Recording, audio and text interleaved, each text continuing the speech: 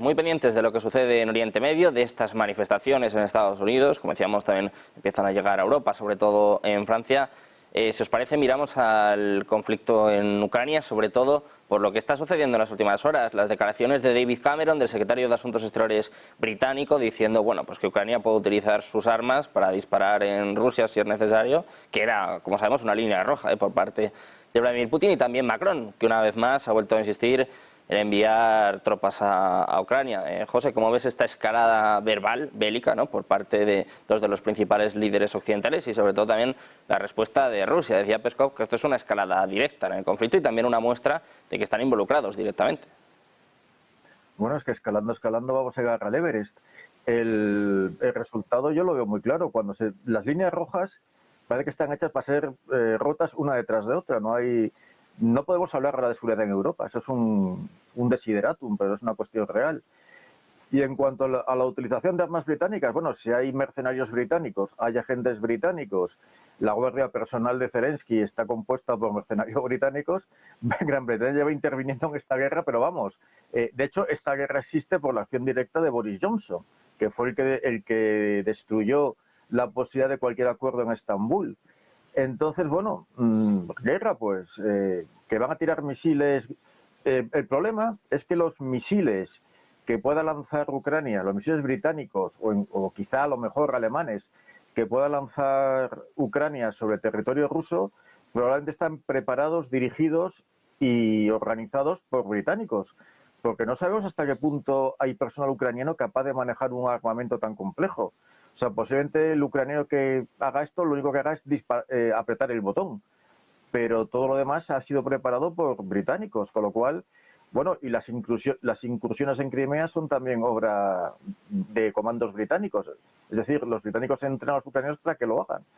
Por lo tanto, bueno, pues es otra vuelta más de tuerca, pero tampoco llama mucho la atención.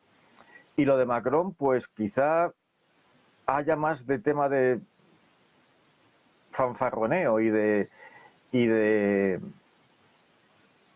busca de protagonismo que otra cosa. Yo veo muy difícil, se puede hacer, pero lo veo muy difícil y muy arriesgado mandar un cuerpo expedicionario cuyo fin no veo otro que sea proteger Odessa, proteger el oeste de Ucrania, pero meterse en operaciones con el ejército ruso en el estado en el que está ahora, que está perfectamente fogueado y preparado, y con la cantidad de material que se gasta en una simple semana en Ucrania, yo no veo a Francia capaz de eso. Le veo, hombre, pues pudiendo hacer algún tipo de, pues no sé, impedir que caiga Odessa, o a lo mejor servir de fuerza de interposición, pero no les veo combatiendo. ¿Y a qué se debe esta escalada, José? ¿Por qué crees que se empiezan a suceder mensajes de este tipo? Porque es verdad que, bueno, Macron no es la primera vez que habla de esto, ¿no? Tampoco va a ser la última, seguramente, pero sí que sorprende, por ejemplo, pues que el ministro de Asuntos Exteriores británico pues haga una declaración de este tipo. ¿Qué están buscando con esto, José? ¿Quieren, no sé, escalar este conflicto, provocar una respuesta por parte de Rusia? ¿Qué están buscando con esto? Yo creo que pretenden avivar el fuego y que dure hasta noviembre. O sea, personalmente no creo, vamos, lo que hay que estas cosas, tú no crees una cosa y luego ellos te sorprenden. Pero en principio yo veo muy difícil una intervención militar europea, muy difícil una intervención militar europea. Puede que haya naciones como Polonia que se atrevan a mandar algún contingente de unos cuantos miles de soldados, pero yo creo que en el caso de Macron es un tema interno para demostrar músculo y para asumir una dirección de Europa que en realidad no tiene. Es decir, Europa, sin el apoyo de Estados Unidos, tiene una capacidad muy limitada de acción. O sea, aquí lo que importa es lo que diga Estados Unidos. Europa puede, no sé, Europa es una especie de caniche que ladra, pero el Doberman es Estados Unidos. Entonces, bueno, ellos tienen su lógica política de intentar pues mantener el ánimo en la hinchada, sobre todo en la ucraniana, pero yo sinceramente no lo veo. Y no Bueno, creo, y esta escalada es verbal, básicamente. La y escalada material la sufren los ucranianos, vamos a ver, pero no José, Europa. si se queda en palabras o si se traduce también en hechos. Emiliano, quiero preguntarte por esta misma cuestión. ¿Cómo ves la escalada, ¿no?, de momento verbal? Como bien Dice José, si crees que, bueno, pues que de verdad en algún momento van a poder enviar o no tropas, ¿por qué Macron sigue insistiendo en estos mensajes? Y también, ¿cuánto tienen que ver las elecciones europeas? Lo hemos repetido muchas veces, pero claro, cada vez están más cerca y coincide, ¿no?, con esta escalada, sobre todo en muchos de los líderes occidentales. Pues estas declaraciones implican que no hay nada nuevo bajo el sol, porque llevamos así meses.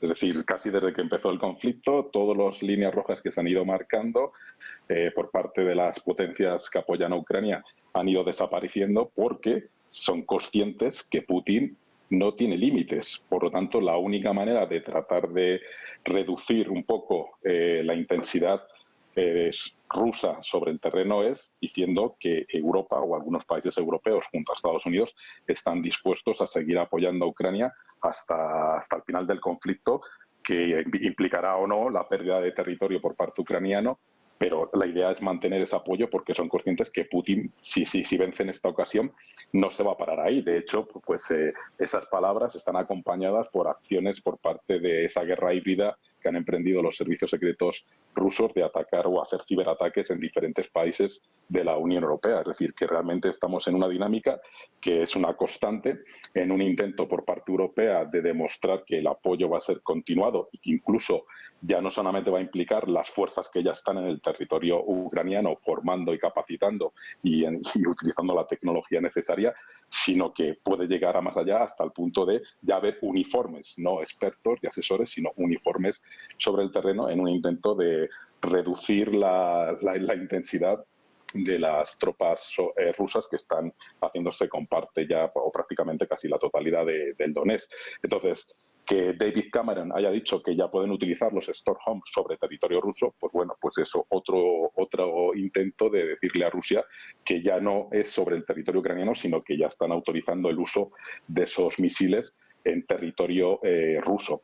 Además de eso, habrá que ver qué ocurre, porque me imagino que dentro de poco Scholz quitará un poco las cortapisas que había puesto a la entrega de misiles Taurus y ya veremos qué pasa cuando lleguen los famosos F-16. Esto quizás también tenga que ver un poco en un intento de presionar a Rusia con esa convocatoria de reunión en la primera quincena de junio, con la famosa reunión que va a haber en Suiza para intentar la paz permanente, una paz buscada por Ucrania, pero con las condiciones ucranianas, que es la restitución total del territorio. Es decir, que yo creo que son estrategias, pero sobre todo tratando de mostrar a Putin que a pesar de la presión política, a pesar de las campañas de desinformación que están haciendo ciertos medios apoyados por Rusia, pues el apoyo europeo sigue ahí junto al estadounidense y que se va a materializar, que se le va a seguir apoyando con armas, con misiles, con aviones y en su caso ya veremos y también con otro tipo de tropas sobre el terreno en un intento de contrarrestar los avances que ha tenido Rusia sobre el Donetsk, que implica que la segunda ciudad más importante de Ucrania pueda estar también en peligro de ser ocupada por las tropas rusas. Justo, Emiliano, por eso te iba a preguntar, ¿cuánto tienen que ver los avances de Rusia, avances prácticamente diarios, ¿no? Estamos viendo pues prácticamente que toman una localidad por día, estamos viendo también, bueno, pues cada vez están más cerca de Chasiv Yar, como decías, de Yarkov, ¿no?, de la segunda ciudad más grande de Ucrania. ¿Cuánto tienen que ver estos avances o, bueno, esta victoria, ¿no?, que empieza a vislumbrarse en el campo de batalla con este tono, ¿no?, por parte de los principales líderes occidentales? No sé si de alguna forma están diciendo a Putin que no le van a permitir ganar esta guerra, que no le van a permitir avanzar más. Sí, está claro que hay un mensaje para Putin y para el ejército ruso y otro interno para que, digamos, las tropas ucranianas que están agotadas y que carecen de las municiones y de los medios necesarios, pues tratarles de mostrar ese apoyo y que aguanten un poco más hasta que la industria de defensa europea y la norteamericana sean capaces de proporcionarles todos los suministros necesarios para tratar de hacer un nuevo contraataque y recuperar parte del terreno perdido, especialmente la provincia de Donetsk. Entonces, ¿cuál es el problema? Que eso llevamos diciéndole meses, los suministros no llegan en la cantidad necesaria necesaria, y luego tenemos el problema que las tropas ucranianas están agotadas y que no hay suficiente reemplazo para cubrir esos ciclos que hay de descanso para las tropas ucranianas, y por lo tanto pues es obvio que las tropas rusas, que ahí no hay, digamos, tanta resistencia interna ni a nivel político ni a nivel social, pues están avanzando en zonas estratégicas, y a partir de Chasiv Yar pues pueden tomar ciudades más próximas, que son núcleos ferroviarios que pueden facilitar un proceso de aceleración para conquistar Yarkov como segunda ciudad, y que sería, digamos, un golpe muy duro para Ucrania, y que nos llevaría a la OTAN a tener, o a algunos miembros de la OTAN, a tener que tomar una posición mucho más activa, y de ahí de que Macron esté, digamos, ya diciendo por segunda vez que están contemplando la posibilidad de trasladar ya tropas, o sea, con uniforme, directamente sobre el terreno ucraniano, porque si finalmente Putin logra sus objetivos, pues ni Polonia podrá descansar, ni Lituania, ni Letonia, ni Moldavia, y además está haciendo contraataques con esa guerra híbrida de ciberataques que nos está afectando a la industria aeronáutica, a la informática, y desestabilizando un poco con campañas políticas que están también relacionadas, como has mencionado anteriormente, con las elecciones europeas. A eso tenemos también las famosas declaraciones de nuestro socio más incómodo dentro de la Unión Europea, que es el señor Víctor Orbán, donde sigue diciendo que el resto de jefes de Estado son probélicos y él no. Y ahora tenemos otra variable, puesto que Xi Jinping llega el domingo a Francia. Me imagino que hablará con Macron sobre estas últimas declaraciones, en tanto que China, aunque apoya en algunos aspectos a Rusia, pues también es el intermediario idóneo para tratar de llegar a una paz. Y luego va a visitar nada más y nada menos que Hungría y Serbia. Hungría dentro ya de la Unión Europea y apoyando a Rusia, y Serbia, que a pesar de ser candidata y que quiera entrar dentro de la Unión Europea, también tiene unos lazos muy estrechos con Rusia. Entonces, creo que también tendremos que sacar unas conclusiones cuando llegue la visita del presidente chino, para ver un poco si viene como mediador para tratar de reducir esa tensión dialéctica que nos encontramos actualmente, o viene con una propuesta seria y efectiva de tratar de buscar la famosa paz entre Rusia y Ucrania, porque claro, si finalmente se produce en Suiza esa reunión y no va a Rusia, pues no tiene mucho sentido, puesto que no habrá posibilidades de negociar ningún tipo de acuerdo de paz sin una de las partes. José, pues precisamente quiero preguntarte por esta cuestión, esta conferencia de paz en Suiza. Ya decía ayer Peskov pues un poco lo que está comentando Emiliano, ¿no? Que si en Rusia pues no tiene mucho sentido. Decía incluso Peskov que no están buscando ningún tipo de resultado. ¿Cómo ves tú esta conferencia de paz, y también cuánto tienen que ver estas últimas declaraciones, por ejemplo lo que comentábamos, ¿no?, de Macron o de Cameron con esta conferencia? ¿Qué crees que va a hacer Rusia? Y también si crees que va a sucumbir de alguna forma a estas provocaciones por parte, pues por ejemplo en este caso, de Francia o de Reino Unido. Vamos a ver, la paz se firma con los enemigos. O sea, una reunión de la gente del mismo bando para decir que va a firmar la paz entre ellos es bastante absurda. La reunión tendría que ser con Rusia. Segundo, Rusia, después de la experiencia de Estambul, no la veo yo muy inclinada a ningún tipo de negociaciones, sobre todo porque ahora no solamente va ganando, es que es mucho más fuerte, cada vez es más fuerte. Y, por ejemplo, en otros escenarios, como es el Sahel, ha barrido de en medio a Francia, se está imponiendo en muchas zonas.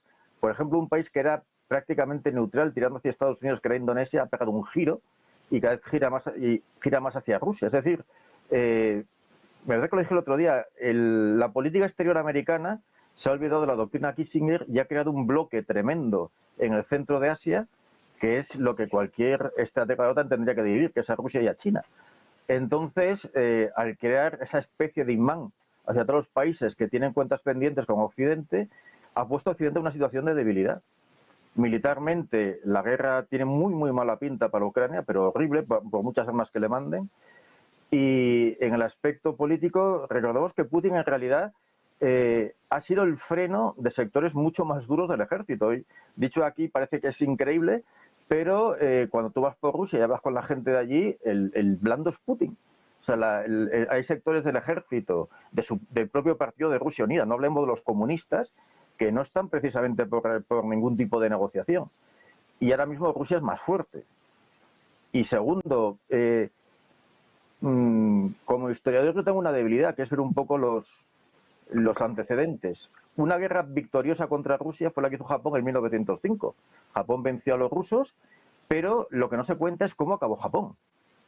O sea, Japón venció a Rusia y acabó prácticamente aniquilada económicamente y materialmente, casi peor que Rusia en ese aspecto, lo que Rusia tuvo una revolución en el año 5.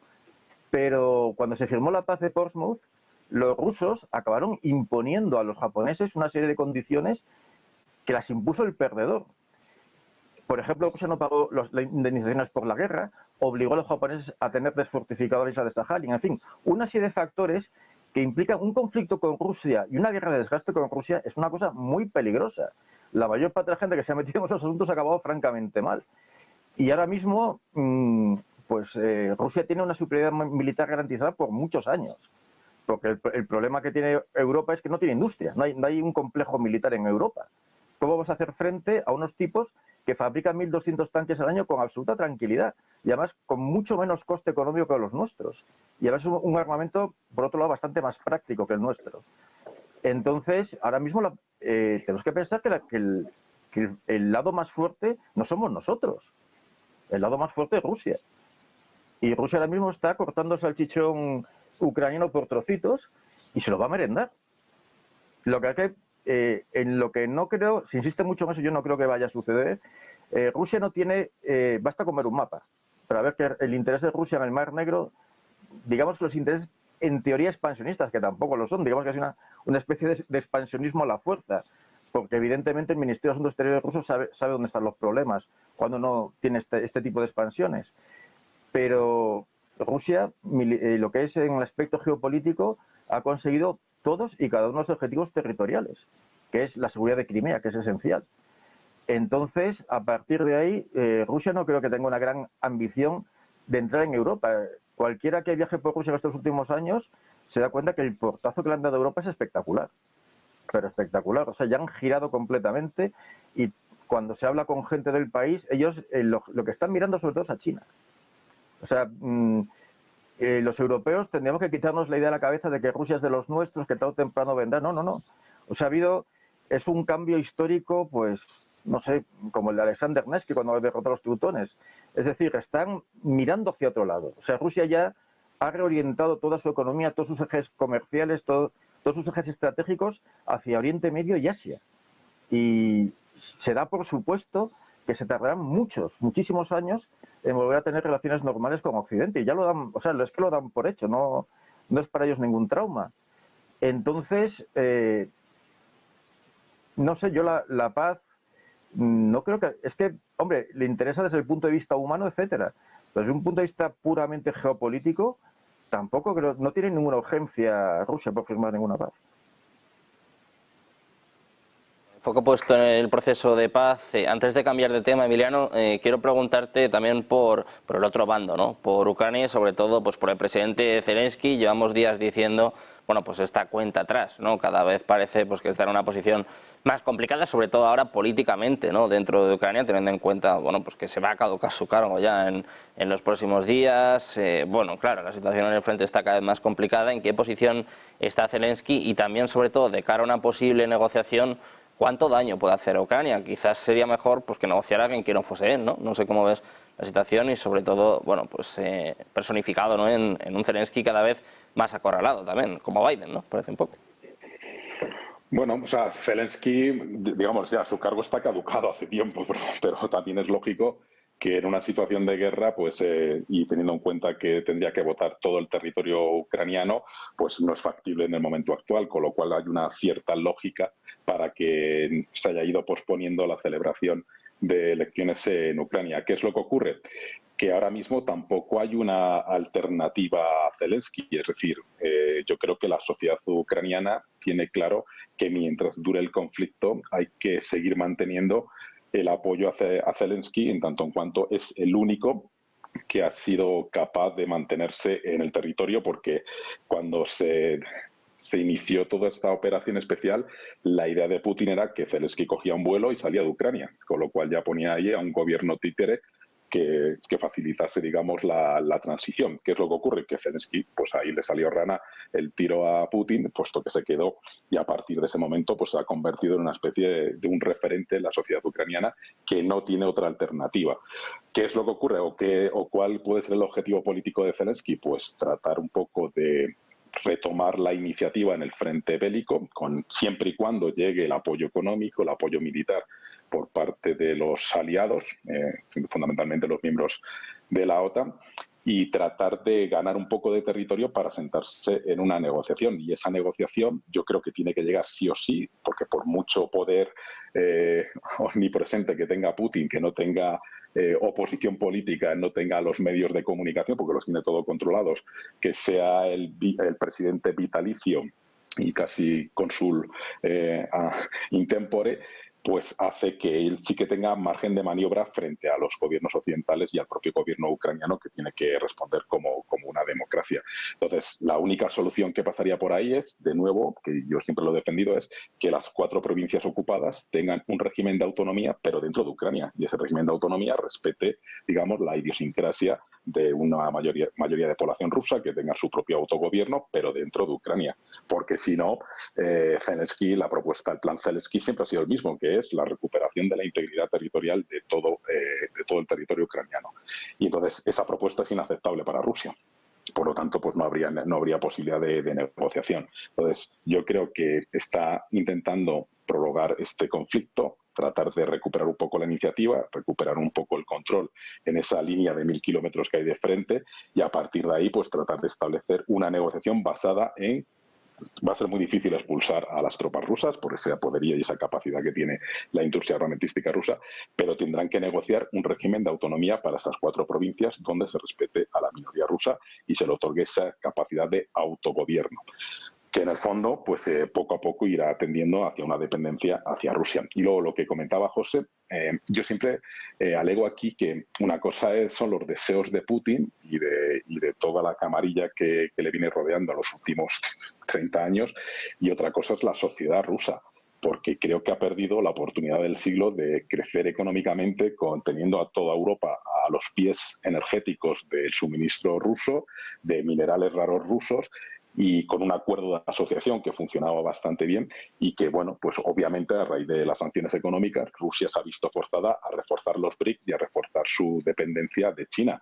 Pero en el fondo ahora tiene una dependencia de China, que antes era Europa la que tenía dependencia de Rusia. Entonces, bueno, pues es la única solución en una situación de conflicto, pero eso también tiene un coste económico para las arcas rusas, desde el punto de vista que el petróleo que está vendiendo a Rusia y a otros países como India, pues es a un precio más barato que el que vendía el petróleo y el gas que vendía a Europa. Entonces, la cuestión es que Putin va a seguir ahí, y por lo tanto tendremos que establecer una especie de punto de encuentro entre rusos y ucranianos, y eso pasa por un régimen de autonomía o autogobierno de las 4 provincias, porque si no el conflicto seguirá ahí y se enconará. Y luego, aunque Rusia ganase y ocupase toda Ucrania, pues es imposible gobernar un país donde habría una resistencia, unas fuerzas ucranianas actuando de incógnito, y eso también es insostenible. Recordemos que si Rusia tuvo que salir de Afganistán, y Afganistán, fijaros en qué tipo de tropas eran, o militares afganos eran, con el apoyo de Estados Unidos. Entonces, si tuvieron que salir de Afganistán, yo no me imagino una ocupación completa de Ucrania y las consecuencias económicas, políticas y militares que tendría esa supuesta victoria de Rusia sobre Ucrania.